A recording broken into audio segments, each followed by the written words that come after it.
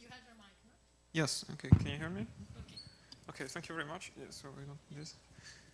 Okay, so thanks to all of the organizers for the invitation to give this mini course. It's a pleasure to be here. So it will be, I will try to give an overview of what one can say about rational points of rationally connected varieties over number fields.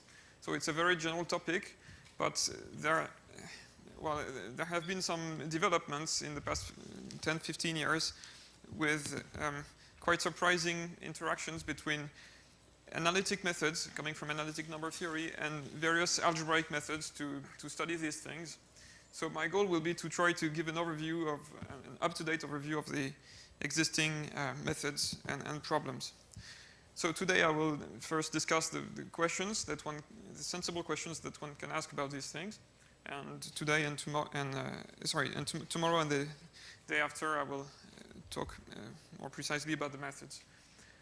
Also, I want to say that this is aimed at non-experts.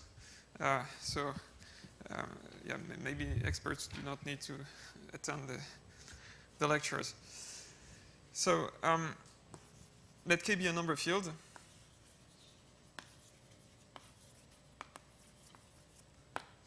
And X for today will be a smooth proper variety.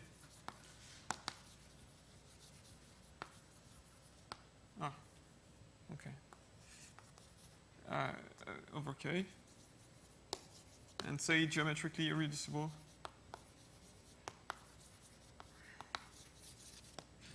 So one is interested in the set of rational points, x of k. In other words, if x is given by equations, these are the solutions with coefficients in k. Okay, one would like to say anything about this. The very basic questions are, given k and x, can one decide whether this is empty or not? And if it's not empty, can one describe this set in any satisfactory way? Can one say something about, for example, its cardinality or whether it is dense in the Zariski topology in X? And if so, can one still describe it in some way? So it has become now very clear that the types of answers to these questions depend very much on the geometry of X. So the first topic today will be to explain that the behavior of rational points on a variety is very closely related to the behavior of rational curves on the variety. So that's part one. Rational curves and rational points.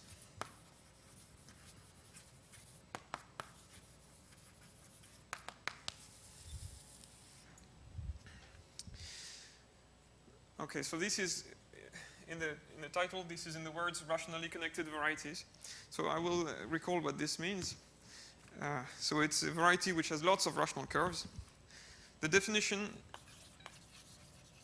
dates from the early 90s, is due to Kolar, Miyaoka, Mori, and independently Campana. And it's as follows. So we say that X is rationally connected.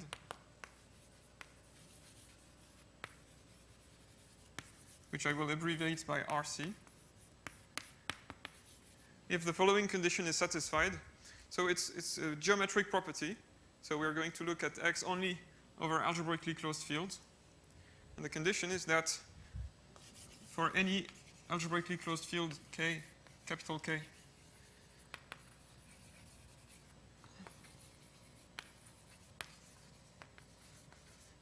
containing the number field K, well, actually here small k need not be a number field. Any field containing small k. If you look at capital K points of X, you can always join them by rational curves. Okay, the precise definition is if you take two general capital K points,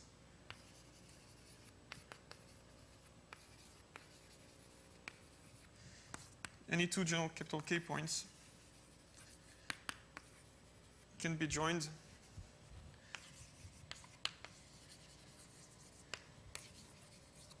by a rational curve defined over capital K. So that means if you have if the K points are X and Y,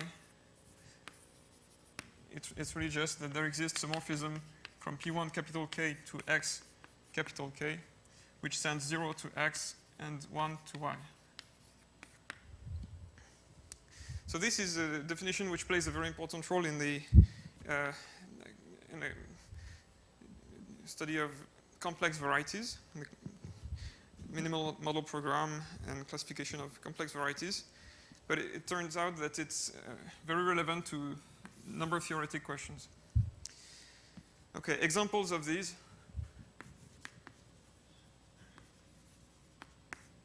First of all, in an obvious way, varieties which are unirational, by which I mean geometrically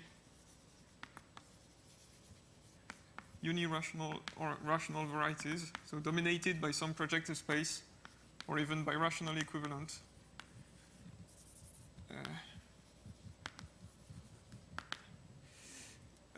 To a projective space. So these are obviously rationally connected, because if it's dominated by a projective space, you can lift two general points over an algebraically closed field to the projective space, and on the projective space you can connect the 2 points by a line. So for example, this is the case if X contains a homogeneous space as an open subset, a homogeneous space of a connected linear algebraic group.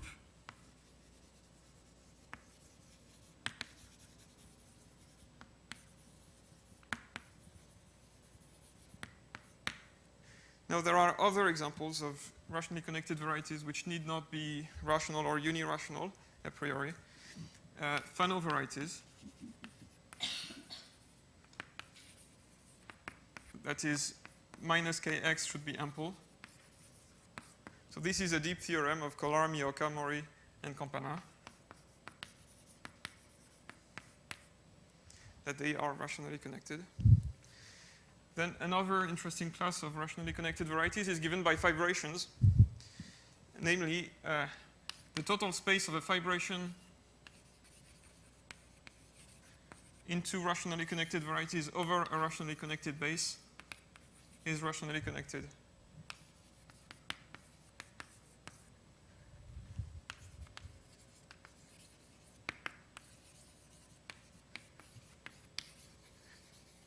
This again is a deep theorem due to Graeber, Harris, and Starr.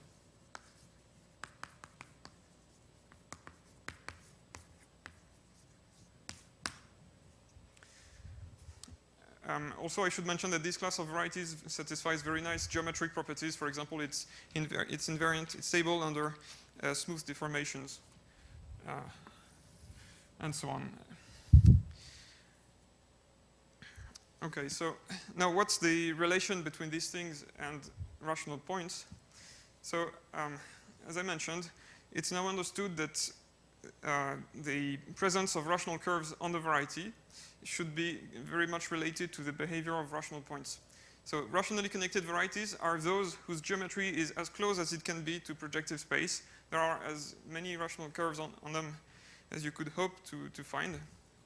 And so we have some conjectures which at least give a precise statement for this connection between rational curves and rational points. So I'm not going to state all of the conjectures in maximal generality, but let me give some specific instances of this set of conjectures due to Bombieri, Lang, Green, Griffith,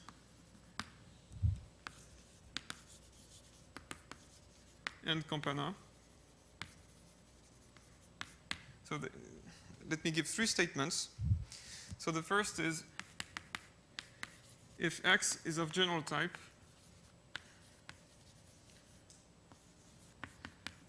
that is, from a geometric point of view, it's at the other end of the spectrum than rationally connected varieties, then there should be few rational points, in the sense that the set of rational points should not be Zariski dense.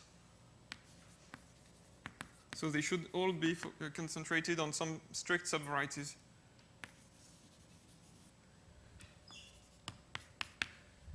And this should be for k. And of course, if you extend the scalars, you get more rational points, but the conjecture still applies. Second statement. Again, if X is of general type,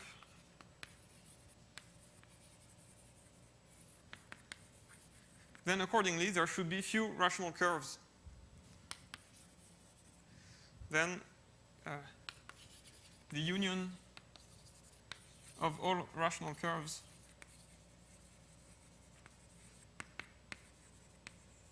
contained in X over K bar over an algebraic closure contained in X K bar, well, should not be dense. Okay, is not dense.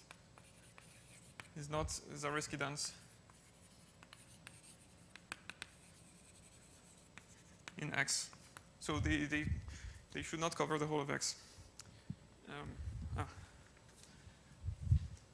Okay, can I erase this? Yeah.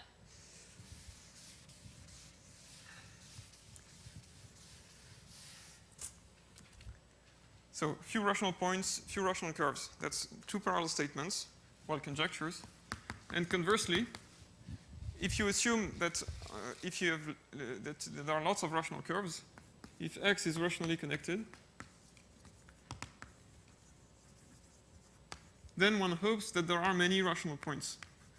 So, of course, here I cannot ask for the set of rational points to be Zariski dense because there might be no rational points at all. But at least one hopes that it is potentially Zariski dense. So then there exists a finite extension, L over K, finite extension, such that the set of L rational points is dense in X. Again, note that for the first two statements, we can always extend the scalars to L, and still you should not have the Zariski density. What year more or less is this? I'm sorry? What year more or less is this conjecture? What year? What year? I'm sorry. Okay, so this is due to Bombieri and Lang. This is quite old. I'm sorry, I'm not sure, maybe the 70s, the 60s. This, due to Green-Griffiths, okay, probably the same period, I'm not completely sure. This is more recent. So in the case of Fano varieties, there is a paper by Harris and Chinkel, I think at the beginning of the years 2000, which I think contains this conjecture for Fano varieties. And for rationally connected varieties, it's in papers by Campana. Well, after that, maybe around 2006, 2007.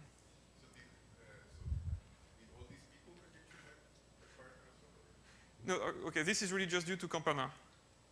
I mean, yeah, Bombieri, Lang. So Bombieri was conjectured this for surfaces. Lang conjectured it for all varieties, I mean, any dimension. Green-Griffiths made this conjecture, and Campana made this one. Of course, each of them is actually much more precise. I'm only giving specific cases of the conjecture. Okay. So these are very much open, and just to give an example, I mean, a challenge.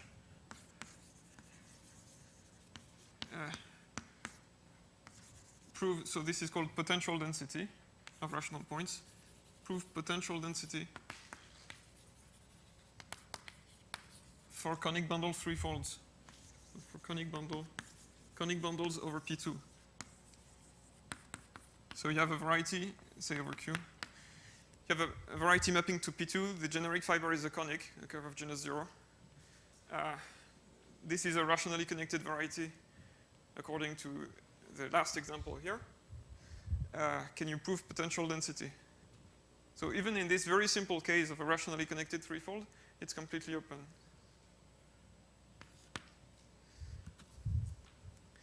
If you look at the conic bundle over P1, then that's easy because, again, it's a rationally connected variety, but it's a surface. And by the classification of surfaces, we know that rationally connected surfaces are rational. And for a rational variety, so by rational I mean geometrically rational, potential density is clear because you go to some extension where the variety is birationally equivalent to the projective space, and then on projective space you get lots of rational points. But here the point is that conic bundles over P2 are one thinks that they are not even unirational geometrically. I mean, in general.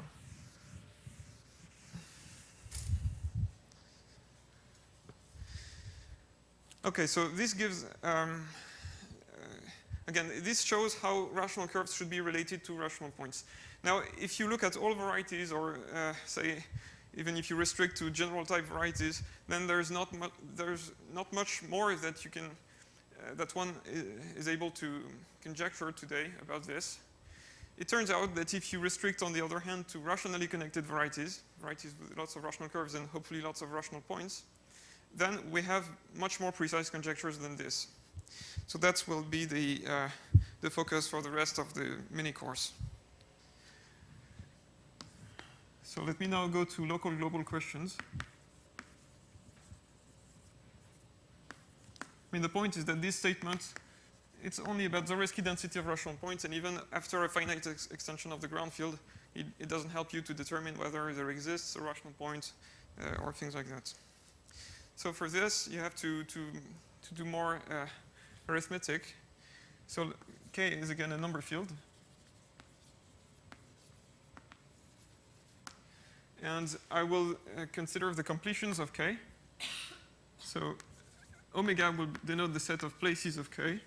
So we call these, the places are absolute values on K up to equivalence, non-trivial absolute values. And if V is a place of K, I will denote by KV the completion at V, completion of K at V. So if you're not too familiar with this, you can take as an example K to be Q, and then the KVs. So the places are just the prime numbers and infinity. And the corresponding completions are QP, the field of periodic numbers for P a prime number, or the reals.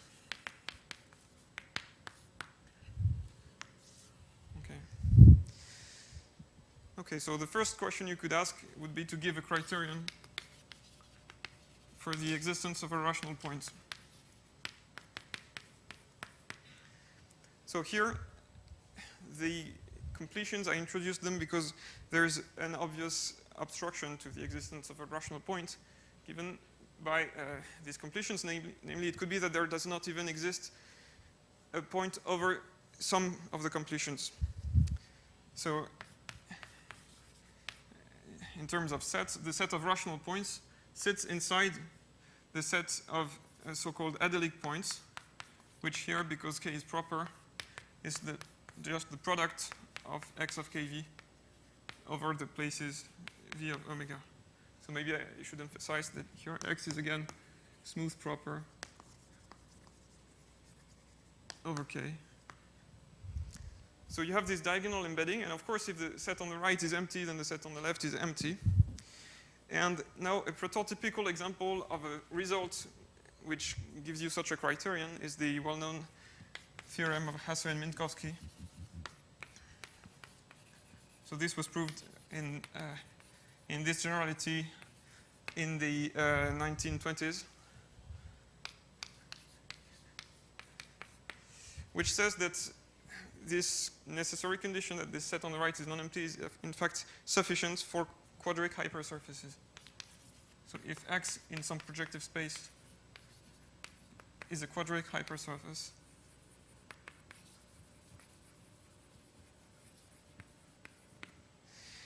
and if you have, okay, then you have this criterion. X has a rational point if and only if for every place V of K, X has a KV point. So, of course,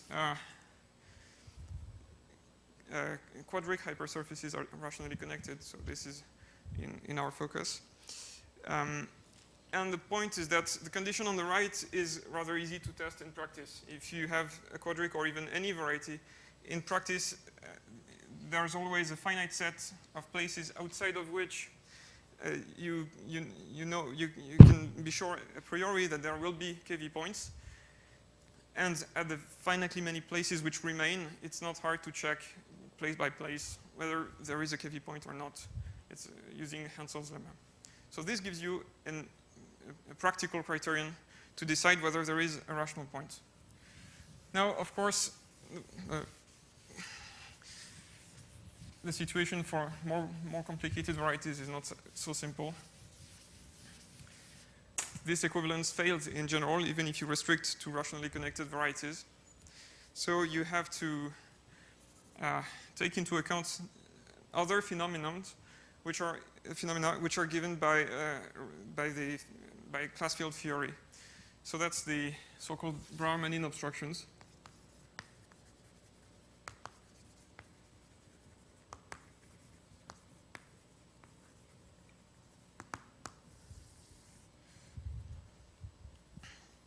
So some reminders on Brouwer groups.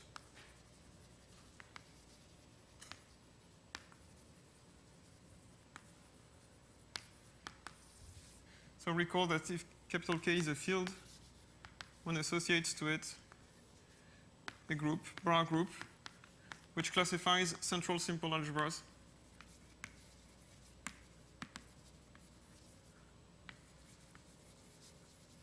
Up to a certain equivalence relation, which I will not make explicit.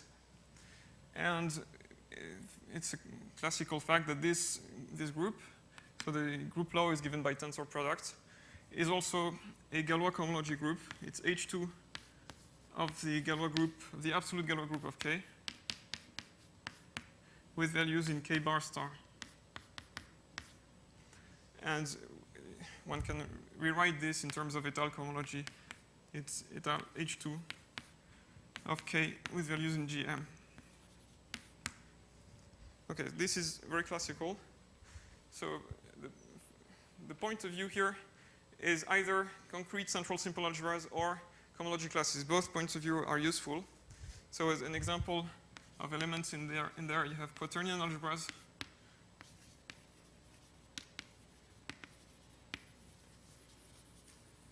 So if you fix A and B in K star, well, you have a quaternion algebra which is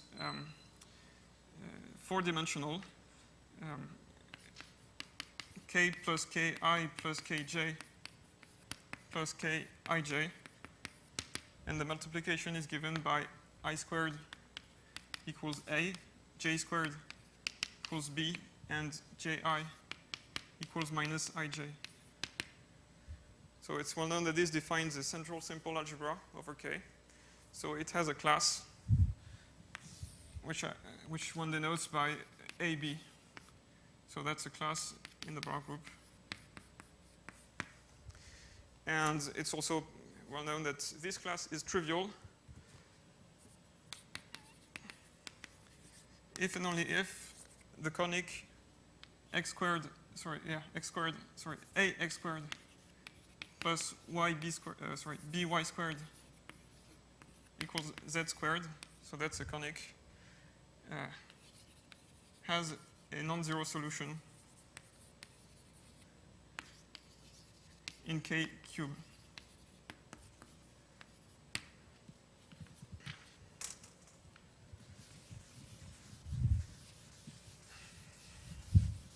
Now I need to recall some well-known facts also about class field theory.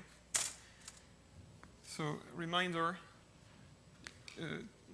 second reminder, if K is a local field, say K is the reals, then the Brouwer group of R is Z mod 2 generated by the usual quaternion. And if K is a local field, say KV, the completion of a number field at a finite place, then there is a canonical isomorphism given by local class field theory with Q mod Z. So this isomorphism is denoted invariant at V. So that's local class field theory. And finally, so if you also denote this, this isomorphism as the invariant, the last thing that we will need to use is the global reciprocity law from global class field theory. So K is equal to small k, the number field. Then if you take any class alpha in the Borel group of K, well, you can extend it to a class in the Borel group of KV, just tensor by KV, and then apply the invariant map. It turns out that for almost all places, the number in Q mod Z you get is 0. And the global reciprocity law tells you that the sum of these numbers is always 0. So then the sum over all places of the invariant at V of alpha, that if you see it over KV,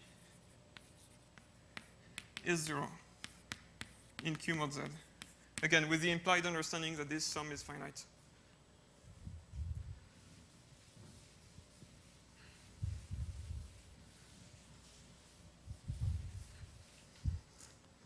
Okay, that's global class field theory. And now with all of these facts here, one can define, following Manin, something which sits in between the set of rational points here and the set of adelic points. So the definition is a bit formal. It's as follows. So the first thing you need to do is to define the Borel group not of a field but of X itself. But we just define it, so that's the definition due to Grothendieck, as étale cohomology. And then the set X of AK contains this subset defined by Manin, which we denote X of AK exponent Borel of X. So it's the set of all collection of local points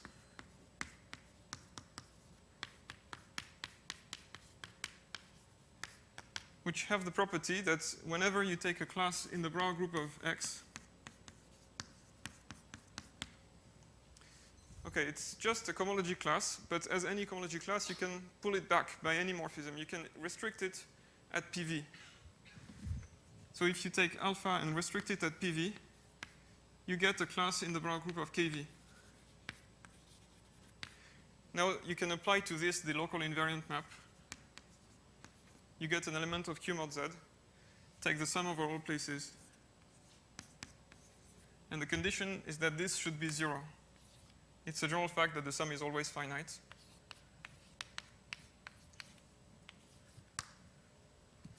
So that defines for you a subset of the set of adelic points. And it's now an immediate consequence of what I recalled here, that this subset contains the set of rational points. X of k is contained in this subset.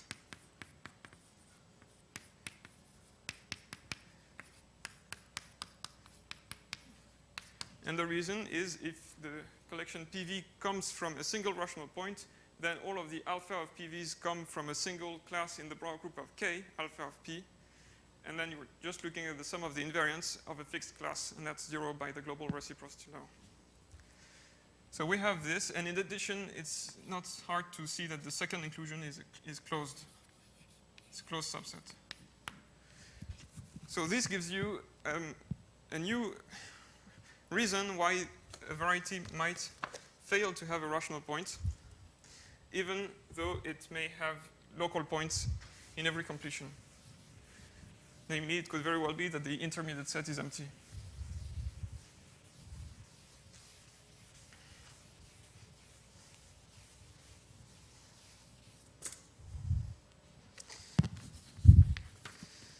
So, so maybe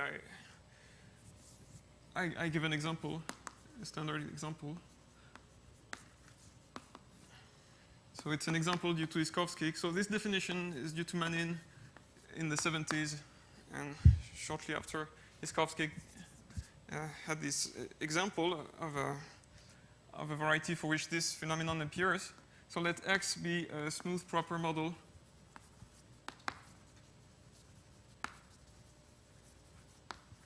of the hypersurface in affine space, the hypersurface in A3 over Q,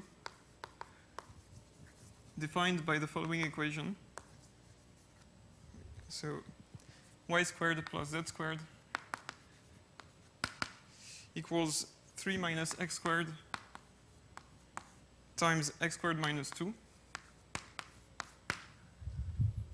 Okay, so that's some surface. Then there's, first of all, well, one can check that x has local points in every completion. But I claim that there is no rational point. And the reason is that this set in the middle is going to be empty. So to obtain this, we need to exhibit a class in the Brauer group for which, no matter which collection PV you choose, the sum will never be 0. And the class is as follows. If you take alpha to be the quaternion algebra, minus 1, 3 minus x squared. So that's a class in the quaternion algebra over the function field of x. So it's a class in the Brauer group of the function field. Now, it's a general fact that the natural map from the Brauer group of x to the Brauer group of the function field is injective.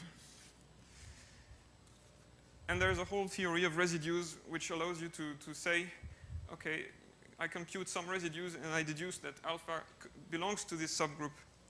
So here it's a fact that this quaternion algebra comes from the Brauer group of x. And we can evaluate, and we find the following. For every place v different from 2, and for every PV, a local point in QV, we find that if you evaluate this class alpha at PV, you get 0. So that's, if you like, the invariant. And if you take now the place 2, then for every P2 in X of Q2, the invariant at 2 of alpha of P2 is non-zero, is 1/2. No matter which P2 you choose. So no matter which collection of local points you choose, the sum will always be 1/2, the sum of all places. So it will never be 0. So as I said, this intermediate set x of aq bar of x is empty. And so there is no rational point.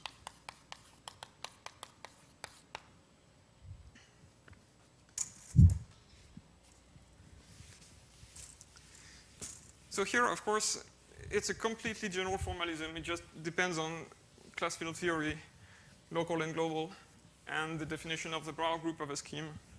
But that's it. So it has nothing to do with the variety being rationally connected, which here it is. So you see this is fibered over the line by the variable x in two conics.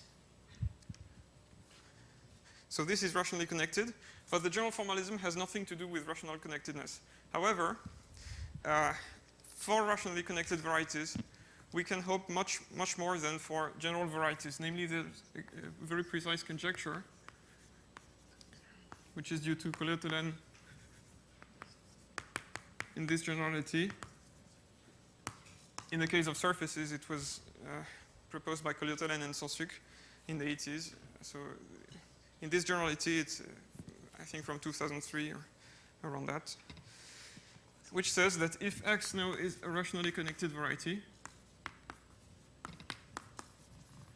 then this phenomenon explains everything in the sense that the set of rational points is always dense in this intermediate set.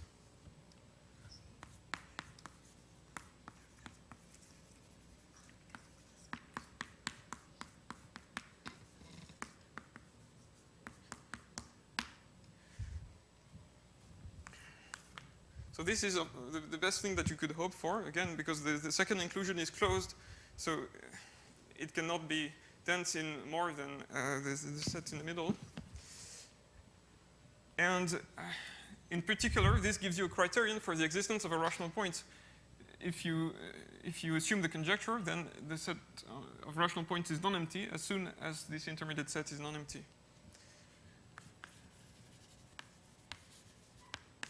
Okay, now you could argue that it's difficult to compute whether the set here is non-empty. It turns out that for rationally connected varieties, it's not so difficult. Namely, okay, let bra 0 of x be the image of the classes from the bra group of k in the bra group of x, just by pulling back. It's a fact that if x is rationally connected, then the quotient of the bra group of x by this constant subgroup is finite. This is not very hard to prove. And the point is that because this is finite, you only have to care when trying to understand this set here about finitely many conditions. Indeed, the constant classes do not play any role because of the global reciprocity law. So you just need to pick a system of representatives, a finite system of representatives in the bra group of x, and then x of ak bra of x is cut precisely by these finitely many conditions corresponding to this finite set of representatives. So in practice, depending on the variety x, it can be difficult to determine whether this set is non-empty or not, and so on. But at least in theory, for rationally connected varieties, it's really doable. So that's the first thing. So it's actually, from a theoretical point of view, the conjecture would yield a computable criterion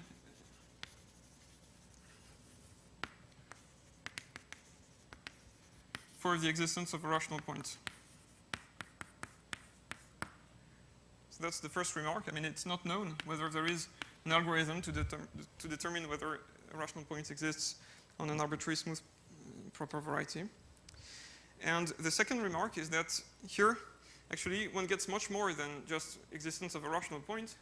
Because of this finiteness, this conjecture would imply also the potential density conjecture. So conjecture implies that, and much more precisely, that the set of rational points is dense is Zariski dense in X as soon as it is non-empty.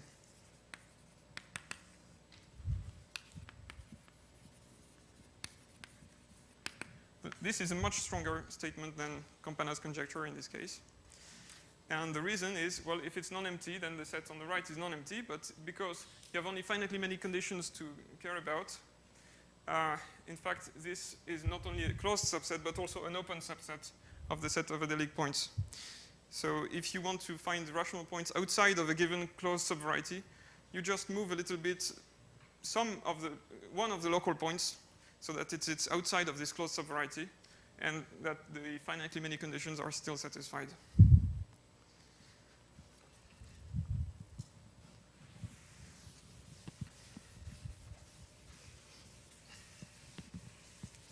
Okay, and another remark is that if you try to look at what happens for non-rationally connected varieties, well, this is completely wrong.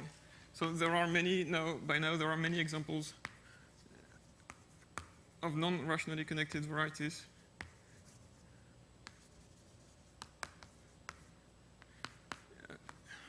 For which the statement is false, even for which x of k is empty, while x of ak bra of x is non-empty. And I mean, it's clear that you cannot expect such a thing to hold. For general type varieties, as I mentioned, by Lang's conjecture, the set of rational points should never be Zariski dense. But there are situations for general type varieties where this finiteness statement holds. For example, it's definitely the case for hypersurfaces, smooth hypersurfaces in Pn of dimension at least 3. Then, in fact, this quotient is even trivial. So that by the same argument, you would get the Reski density of rational points if such a statement was true. So it's completely unreasonable, and in fact, there are by now many real concrete counterexamples. Okay, so this is, I would say, one of the strongest conjectures on the rational points of rationally connected varieties over number fields. Still, it doesn't tell you everything that you might want to know about rational points, even if you're just focusing on the qualitative aspects. Sorry, I'm not speaking here about quantitative aspects. You could try to count rational points of bounded height and so on. But even if you just look at the qualitative aspects, you might want to describe the rational points in a more precise way if you know that they exist. And so this leads us to a third notion, which is the notion of R equivalence.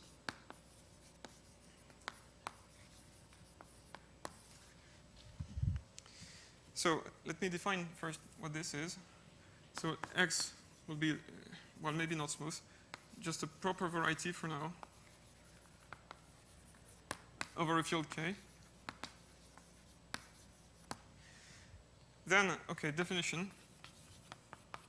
We say that two rational points. So this is definition due to Manin in the 70s. So two rational points are said to be directly R equivalent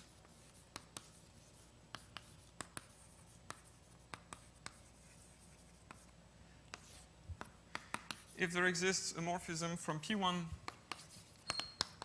to X mapping, so over K, mapping 0 to X and 1 to Y. So you see, it's just like the definition of rationally connected varieties, except we're looking at rational points and rational curves defined over K. So that makes a big difference.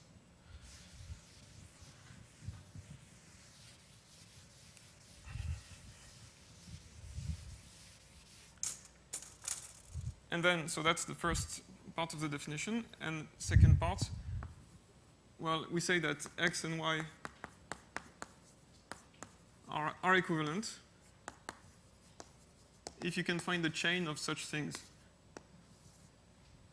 So if you can find rational points, say x1 to xn, the first one being x and the last one being y, such that each xi is directly or equivalent to the next one.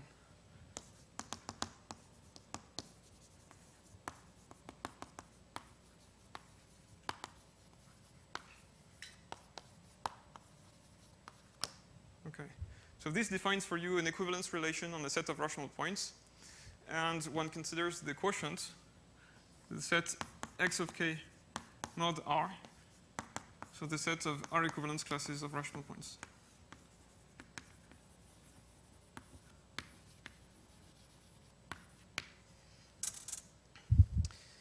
Right. So, okay, there are many natural questions that you could try to ask about this set. And I think they were asked by Manin for cubic surfaces already in his book on cubic surfaces. But you could ask them in greater generality. So questions. So now K is a number field. And assume that X is a smooth, proper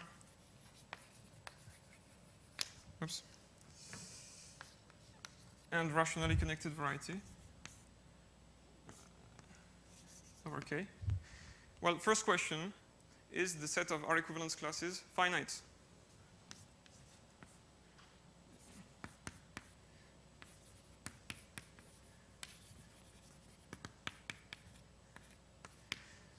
This might remind you a bit of the situation for elliptic curves over a number field, where you want to describe the set of rational points. Maybe there are infinitely many, but there is a group structure, and there is the Mordell-Weil theorem, which tells you that this group is finitely generated. So to describe it, you just need to find generators, a finite system of generators, and then you can produce all of the rational points with a group structure. Here it's a bit different. You have a variety, okay, rationally connected variety. You expect that there are many rational points, there will be Zariski dance and so on. But maybe up to our equivalence, you have only finitely many. So you might hope to describe all of the rational points by picking a representative in each R equivalence class, and then saying, okay, I can find all of the other points from these by chains of P1s defined over the ground field. So that would already be one thing. Then you could ask about computing the cardinality of this set, if it's finite. Can one compute the cardinality of this set? And one could be even more ambitious. Well, especially if this is finite, one could ask whether one can describe each R equivalence class in a more precise way than just saying, okay, look at all P1s. Maybe there are many. So I just ask a vague question here. Can one describe, and I will try to make it more precise tomorrow. Can one describe, okay, with quotes, each R equivalence class?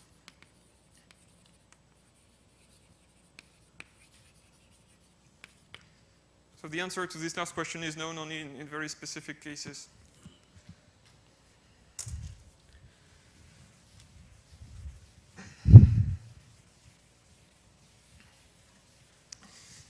So all of these questions, I mean, the conjecture here and the questions about R equivalence are extremely open. There are, however, some results if you replace the number field by a local field. So let me quote these results of Kolar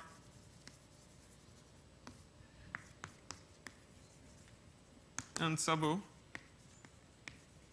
so which were obtained, I think, between 2003 and 2007. So here, X is smooth, proper, rationally connected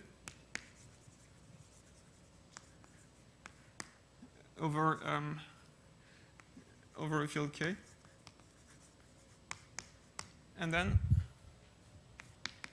first of all, if K is the field of real numbers,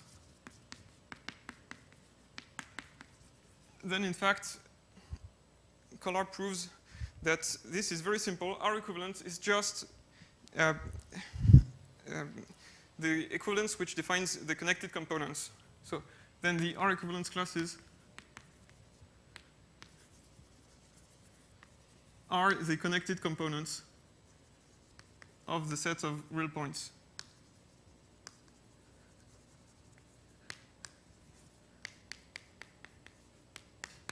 In particular, there are finitely many, and one knows how to compute the number of connected components and so on. So that's very nice. Second result, if you look at another local field, so if K is a local field, so by which I mean, say, a completion of a number field at a finite place, for example, then the set of R equivalence classes is finite.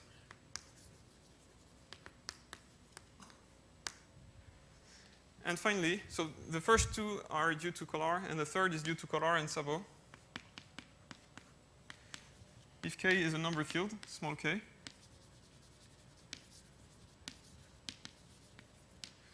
then if you look at the completions, X of KV mod R, well, by the previous assertion, it's finite for every place, but in addition, it's trivial for almost all places. So the cardinality of X of KV modulo R is 1 for all but finitely many places.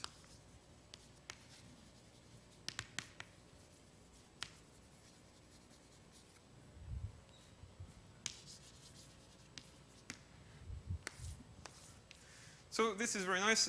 These are basically the only results known about rational points. I mean, this one is basically the only known result about rational points of rationally connected varieties over number fields, which really applies to rationally connected varieties in general. All of the other results, and because of the methods I'm going to talk about in the next lectures, are specific for a certain kind of varieties. So this is truly a result about rationally connected varieties, and the proof uses the theory of rationally connected varieties. It's an adaptation of the techniques. Yes? So your question over there, are you taking the condition as well, or just? No, here it's really on the number field. It doesn't answer it. No, that's the point. It's as close as you can get. No, it's still far away. Still far away from answering this. So, but to prove this, the point is that the proof goes by adapting the techniques that are known to deal with rationally connected varieties over the complex numbers to local fields. So deformations of curves, smoothening of singular curves to smooth curves. So that's how it goes. And the point is that to start with, you need to be able to construct rational curves over the ground field to prove such things. I mean, when you say that this is finite or that this is trivial, it really tells you that there exists lots of rational curves defined over the ground field to connect all of these points. So to be able to do this, there is really an argument, a smoothening argument. So you start with a curve which is defined over the ground field, but which is singular, and then you deform it in a family, you make it smooth in an algebraic way. So it's going to be parametrized by a base, which is some smooth variety, with a rational point corresponding to the curve you started with. And now if you work over the complex numbers, well, on the base variety, which parameterizes your family, you can choose some other points, and then in a family you get new curves, which are smooth, and you're happy. Now, if you work over a completion of a number field, a local field, or the real numbers, then you can still do this, because on the base, which is a smooth variety, you have a rational point. Because you work over the reals or over a p-adic field, you can still find other rational points close to it. But the problem is to adapt this type of arguments to the number field setting. There is just no known way of producing new points on a variety from known ones. And an example of a really vexating question is this question, or really challenge. If X is a rationally connected variety over a number field, K, and if you fix a rational point, then does there exist even just, sorry, not if you fix a rational point, if there is a rational point, does there even exist a non-constant map from P1?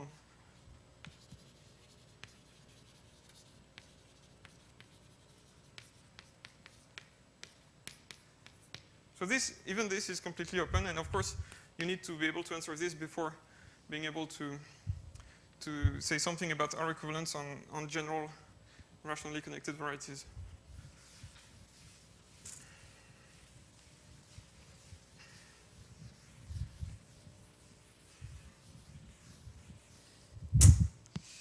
Right, so one should still be careful with this, because as soon as you go from number fields to finitely generated fields, the situation becomes quite different. So in fact, there's another theorem, well, it's an example, U2CLR,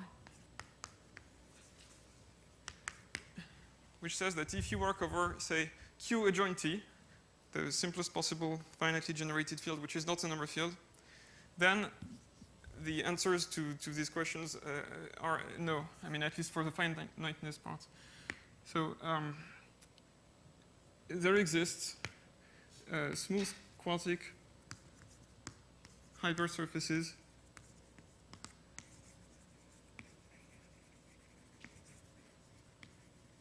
X in Pn, in Pn for over Q adjoint T for any n which is at least 6, such that the set of R equivalence classes, so capital K mod R, so say capital K is Q adjoint T, is infinite.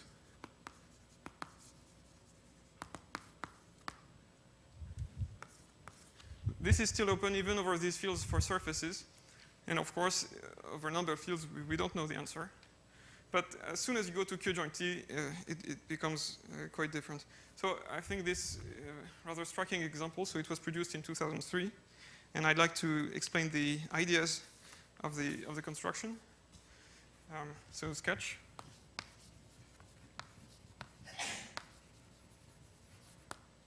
Okay, let's do it for n equals 6. It's the same if n is bigger. So you first choose an elliptic curve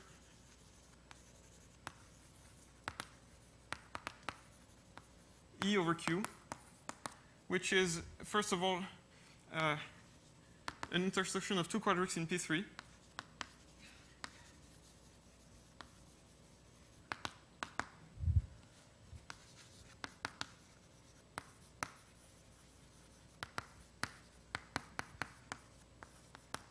Say defined by two quadratic forms, Q1 of x0, x3 equals Q2, Q and Q prime, x0, x3 equals 0. And choose it such that it has rank at least 1. So E of Q infinite.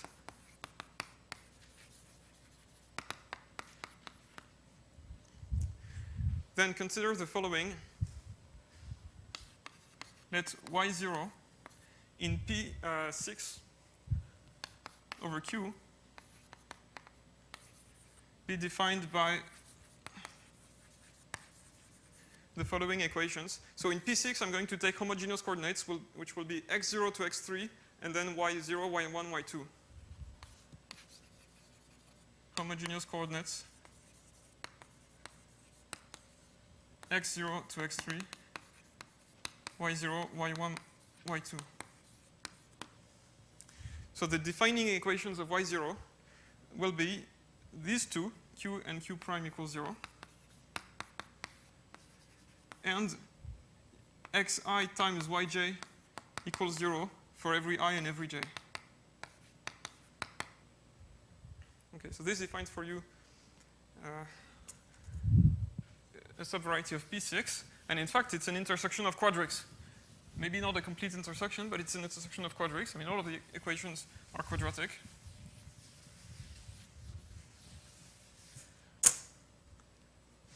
And now, it's a smooth intersection of quadrics in P6. There's a variant of the Bertini theorem, which tells you, and here we are using the fact that the dimension 6 is greater than twice the dimension of y0. I'm sorry, I should say that y0 is really isomorphic to E disjoint union P2. It's very easy to see.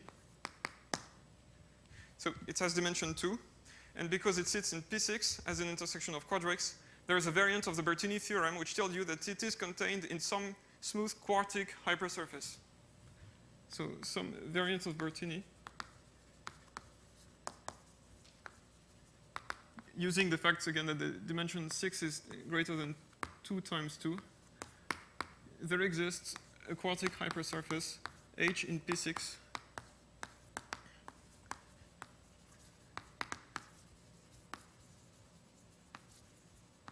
containing Y. Oops. Okay, so now we're almost there. So let's say that the equation of H is G equals 0. Then the example X that we're after is the following. Let X in P6 now over Q joint T. Sorry, this is not Y, it's Y0. Okay, let X be defined by some of the quadratic equations which define Y. So let me call them, so these are, I call them Q1 equals and so on equals Q, some N equals 0. Okay, these are all of the equations. They are all quadratic equations. Sum of the Qi squared plus T times G equals 0. So this is a quartic hypersurface. It's smooth because G is smooth. And we need to check that the set the set of R equivalence classes is infinite.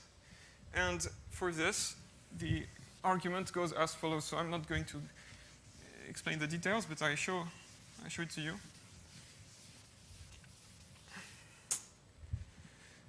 Now let y be y0, where you extend the scalars from Q to Q join T. So you have a reduction map from this set of rational points of X to the set of points of the special fiber at T equals 0. So let X0 in P6, let this be the same equation with T equals 0. So sum of the Qi squared equals 0. If you have a rational point of the generic fiber, because X is proper, it gives you a rational point of the special fiber. Okay? And the same with Y. I'm sorry, with Y it's a bit trivial because it's a constant thing, but you can specialize like this. In addition, note that Y0 sits in X0. Because if all of the Qi's are 0, well, then the sum of the squares is 0. So there's a map here. Here, Y also sits in X, because if, again, all of the Qi's are 0, then this disappears, but also G disappears because the quartic H contains Y0 by definition. So this goes here.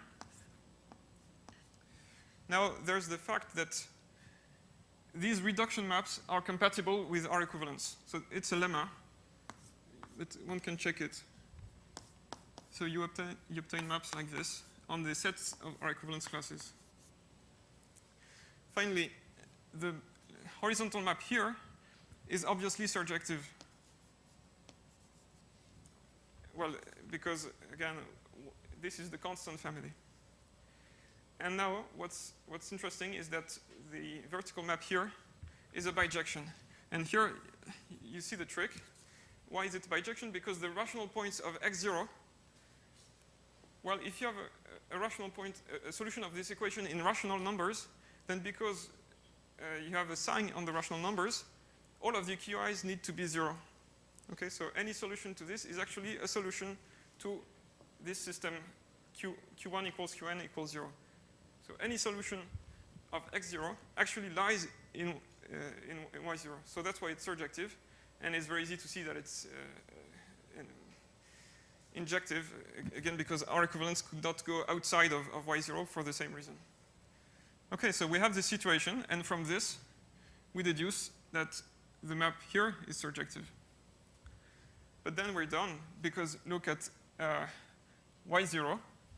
It was just E union P2. So if you look at the rational points and mod out by R equivalence, this collapses. But here, on an elliptic curve, R equivalence tells you nothing. So this contains E of Q.